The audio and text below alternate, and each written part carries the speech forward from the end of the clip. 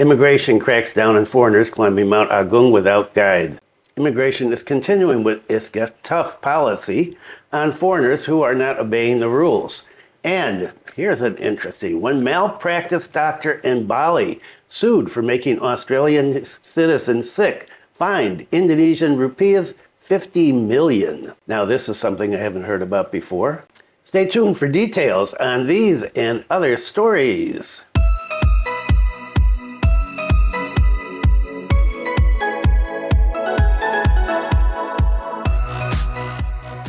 Selamat pagi. Welcome to the latest news from Bali, Indonesia. This is February 26, 2025, and my name is Bruce. And what is the weather like today? I've got to be really careful about this. I was talking to a meteorologist friend of mine, and he said, just say the opposite so that you get nice weather. So right now at 9 o'clock in the morning, it is 28.5 degrees Celsius. The humidity is 78%. And the wind speed is a mild 4.5 kilometers per hour. It's a little hazy, a little cloudy, but really nice. The ocean is like glass today, beautiful. And, you know, I talk about, okay, the weather is great, and maybe the extreme weather is over, and then it starts raining. So maybe I should say today, the weather is going to be terrible today, later on today.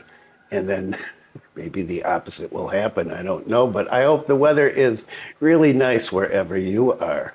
Okay, so let's get started. Climbing Mount Agung without a guide, Norwegian national deported. Yes, there's two stories on this. A foreign citizen from Norway was finally deported by Singaraja Immigration Office. Strict action was taken because it was discovered that the foreigner with the initials BG had dared to violate the regulations regarding climbing Mount Agung. Head of Singaraja Immigration Office, Hendra Setiawan, explained that the male foreigner came to the entrance of the climb without using a guide. Upon arriving at the entrance, BG was reprimanded by officers at the location and prohibited from climbing without a guide. However, the warning was completely ignored, even though at that time he had seen the prohibition banner and was advised not to climb.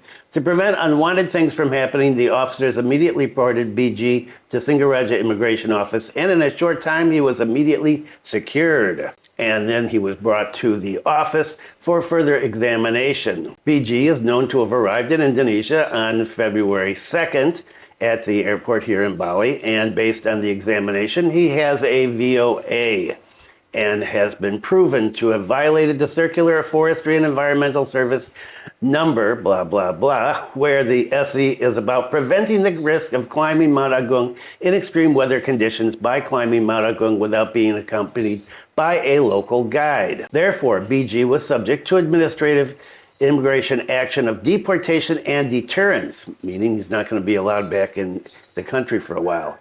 The deportation was carried out on February 20th. Singaraja Immigration said deportation and deterrence of foreign nationals who do not comply with the laws and regulations enforced in Indonesia is a real manifestation of Singaraja Immigration's commitment to enforcing immigration law. Pak Hendra added that since the issuance of the SE of the Forestry and Environment Service, billboards with warnings have been installed in the Mount Agung climbing area so that foreigners and locals who want to climb must comply with the rules. He said, we hope that the circular letter can be complied with as a preventive measure to anticipate unwanted things due to climbing without guides. And there's another one. Again, Singaraja Immigration deports foreign national for climbing Mount Agung without a guide. This time, the Singaraja Immigration Office deported a foreign national who dared to climb without a guide.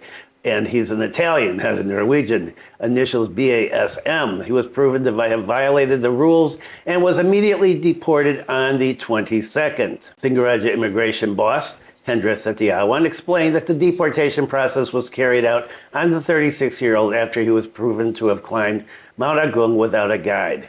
He said, we've secured two people, one the Norwegian citizen I just talked about, who was previously deported, and this Italian citizen who was deported on Saturday. He was taken to the airport under tight guard by officers. Pakhendra said, "We will impose immigration administrative action in the form of deportation and deterrence because they've committed an immigration violation." Pakhendra said that the appeal regarding the SE had actually been conveyed continuously by the management of the Mount Agung climbing area. And as I mentioned in the previous story, billboards and banners have been installed at the entrance to the climbing route as an effort to anticipate unwanted things from happening.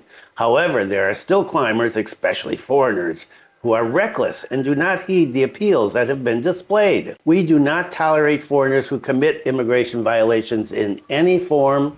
We will take firm action against any violations in accordance with applicable regulations. So, getting tougher than before with these violations in climbing Mount Agung. And as you may remember, we've had a number of foreigners who've climbed up there and have gotten lost or gotten hurt, and rescue teams have had to go out and find them. And it costs money, and there's ceremonies involved, and so it is a problem for local people if foreigners, well, and locals as well, visitors here, let's just say, don't obey the rules. Okay, and here's an interesting story about medical malpractice. Malpractice doctor in Bali sued for making Australian citizens sick. Fined 50 million rupiah. An Indonesian doctor was charged with a fine of 50 million rupiahs or 3 months in prison in a trial at the Denpasar District Court. The doctor was found guilty of malpractice, causing an Australian patient to become even sicker after being treated. Sentencing the defendant to a fine of 50 million rupiahs, subsidiary to 3 months in prison, according to the public prosecutor. The doctor was deemed to have violated Article 440, Paragraph 1 of Law Number 17 of 2023 concerning health. Based on statements of witnesses, the doctor is said to have injected a liquid medicine containing allergy-triggering substances into the patient's body. The medical action was carried out by the doctor without the patient's permission. As a result, the patient experienced swelling in the face, eyes, shortness of breath. However, there's another thing that the prosecutor considered, namely that the doctor and the patient had forgiven each other and reconciled. As a result, the prosecutor only demanded that the doctor be fined for the medical procedure error. Previously, the malpractice occurred when the patient sought treatment after complaining of back pain and fever at the villa. At the time, the doctor was called in to treat the Australian citizen. Half an hour after being treated, the patient experienced severe allergic symptoms. This was due to the non-steroidal anti-inflammatory drugs contained in the ibuprofen and aspirin liquids that were injected into the patients. Wow, so this is an interesting one.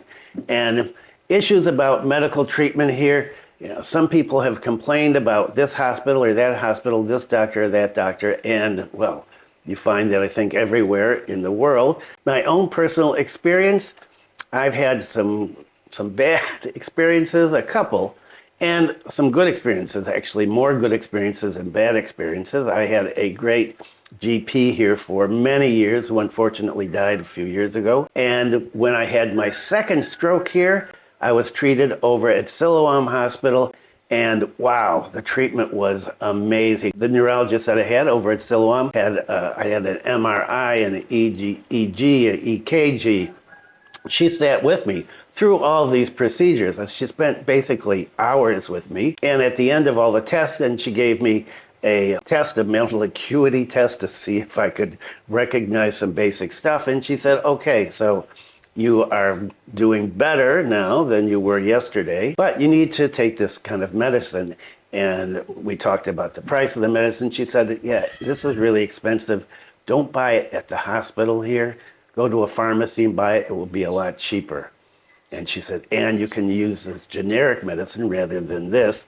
And so she set me up with all this stuff. It was a great experience. And as I talked about last year, when I had my cataracts removed here in Singaraja, the doctor was great. I had no complaints, and I paid zero for it. So some good experiences, and then I had a bad experience, a simple operation that was kind of botched.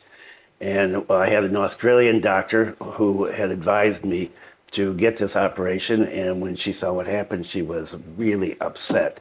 and called the hospital and complained, and they treated me again to fix the problem that they had caused. So overall, in my opinion, medical care has gotten a lot better. So people do come here for treatment, and people have had good experiences and people have had bad experiences.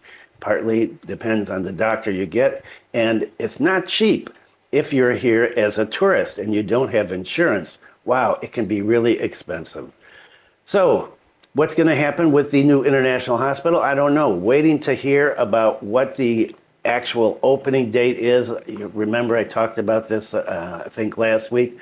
The president will be in Sanur around the 10th, the 5th or the 10th of June to open everything up officially in the Sanur Economic Zone, Special Economic Zone. And so we'll see how that works out. Okay, let's get on to rising prices of food because Ramadan is only a few days away. Prices of basic necessities start to rise ahead of Ramadan. Here's what the head of Tabanan Trade and Industry Service says. A number of staple food prices have started to increase ahead of the month of Ramadan. This increase is due to high demand. In addition, it's also caused by weather factors that also affect the production and distribution of food. Based on the results of commodity price monitoring conducted by Tabanan Regency Industry and Trade Service in the fourth week of February, this is what this is all based on, the highest price increase occurred in red cayenne pepper, which rose 33% from 75,000 to 100,000 per kilogram. Curly chili also experienced an increase of 18% from 55,000 to 65,000 per kilogram. Meanwhile, large red chilies rose 20% from 50,000 to 60,000. In addition to chilies, the price of shallots also increased by 11% from 27,000 to 30,000. On the other hand, some commodities experienced a price decline. Carrots dropped 11% from 28,000 to 25,000. Long beans, 14% decline. So, some good news there. Head of Tabanan Regency Trade and Industry Agency, Nimade Murjani, did not deny the increase in prices of basic necessities ahead of the fasting month. She said the price spike was triggered by increasing demand ahead of the fasting month and less than friendly weather conditions which affected supply. We all know about the less than friendly weather. Murjani added that there will be monitoring and coordination with traders and distributors to assure the availability of basic necessities, that they remain stable during the Ramadan month, and especially when Nyepi is coming up as well. We hope that the public can remain calm and not make large purchases that can trigger further price spikes, she concluded. And let's finish this up with a follow-up on the story that I did the other day about the Japanese ambassador to Indonesia telling Indonesians, come to Japan to work and to study. Indonesian bus driver to be first to work under new Japan visa status. An Indonesian man will be the first to take advantage of Japan extending the scope of its specified skilled worker visa to encompass the road transportation sector when he begins work as a bus driver in the fiscal year of 2025. The bus driver first came to Japan in 2013, attended a language school, and worked at a travel agency before joining Tokyo-based Nikko Konako Bus Company. He passed a test demonstrating professional and communication skills in December and is expected to start work soon, in April. Having obtained the required large motor vehicle license, he is on course to take a role as a tour bus driver.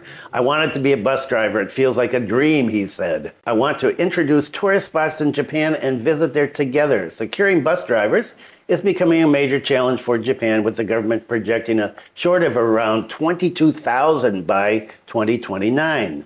Why is this? Well, the nation's falling birth rate and a legal revision last year that limited drivers' working hours.